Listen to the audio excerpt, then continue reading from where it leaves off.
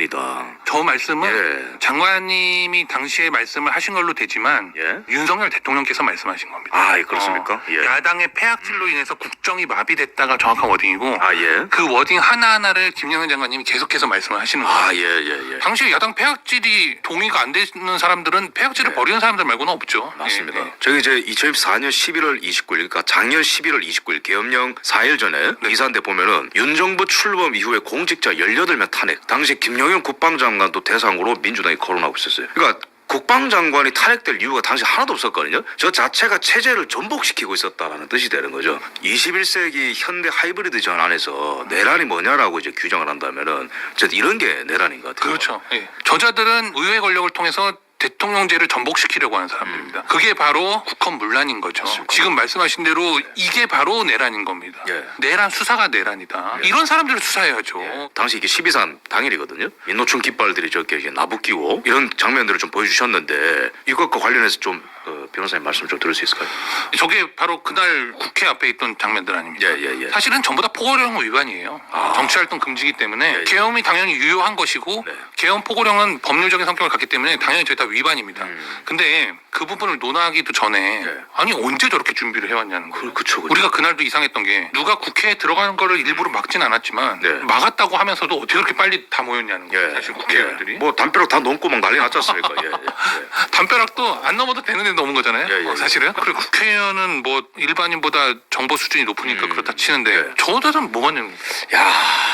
심지어는 자세히 보면은 내란 계엄 반대 이런 식의 피켓까지 들고 있어요. 비상계엄 중단하라, 비상계엄 선포 대통령 퇴진하라. 뭔가 이게 어떻게 이렇게 당일에 이렇게 이런 메시지를 다 갖고 나올 수 있는지. 저거 한 장도 어디 가서 뽑죠? 저 새벽에. 그러니까요. 이게 12.3 그날 밤이에요. 그날 밤입니다. 그날 밤. 녹색당 비상계엄 해제하라. 윤석열을 탄핵하라. 뭐야 이거 도대체. 지금 법정에 증인으로 나오시는 분들은 일단 저 증인신문 할 때는 군인분들이셨거든요. 군인들이 다 임무를 받은 건 뭐냐. 결국에는 계엄이 내려지면 계엄군은 시설을 확보해야 되는 겁니다. 확보라는 게 다 뭐 꿇어 막 이거는 줄 알지만 확보는 그게 아닙니다. 근본적으로 주요 시설에 대한 방어예요. 외부로부터의 공격에 있어서의 방어고 수비적인 역할을 얘기하는 겁니다. 확보를 하라는 명을 받고 갔는데 확보 안 되게 생긴 거예요. 가보니까. 그 확보가 안 되게 된 상황은 뭐냐. 사전에 모의를 해서 저런 폭동을 일으키는 사람들이 있었기 때문이라는 거죠. 저게 사전이 아니라면 어떻게 저 많은 사람들이 저 시간에 저렇게 준비를 해서 모일 수가 있었느냐.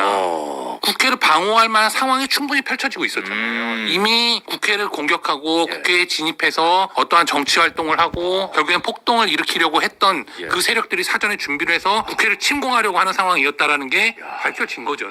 저때 그러면 군인들이 받았던 명령은 정당한 것이냐 상황적으로 성숙한 것이냐 상황적으로 다 입증이 되는 거 아닙니까? 계엄군은 당연히 저 방어활동을 하는 것이 정당화된다라는 거죠. 저렇게 모였다고만 해서 폭동이 되는 건 아닙니다. 물론. 그러나 정당한 사무를 수행하는 계엄군들이 출동을 해서 군용물이 탈취당했어요. 그 안기령이는 총기를 탈취하려고 했고요. 지금 뭐 안기령이 개중에서는 유명하니까 사진으로 나와서 그런 거지 5만 가지 사람들이 전부 다 군인을 붙잡고서는 폭행했습니다. 사실은. 군인들이 나와서 다 증언을 했습니다. 부모욕을 하질 않나 총기를 탈취하려고 계속 흔들질 않나 그 다음에 실제로 그 권총집이나 이런 것들 그런 것들을 전부 다 탈취당하고 길바닥에 막 나부러지고 그런 식의 폭동행위가 있었던 거죠. 사실은. 그다음에 뭐 당시 이제 국회 경비대와 서울청 간의 대화를 보면은 뭐 수소 충전소 담벼락이 뭐 무너졌다 뭐 이런 이제 대화 내용도 있고요. 이거는 그럼 누가 이렇게 뭐 무너뜨린 건가요? 담벼락을? 저 폭도들이 한 거죠. 그 사람들 아무도 지금 수사 안 받고 있잖아요, 그죠? 맞습니다. 문제는 뭐냐면 국회 부분에 대한 검사 주장의 근본은 뭐냐면 결국에 국회를 차단했다는 거거든요. 경찰의 경우에는 당연히 차단해야 되는 거 아닌가요? 저렇게 사람들이 많이 몰려오고 계엄이 내려진 이상 주요 시설이 공격당할 수 있다면 당연히 인원 통제는 해야 되는 겁니다. 당연히. 저 전전날에도 전장현들이 국회를 월담해가지고 침공한 사건이 있었어요. 그래요?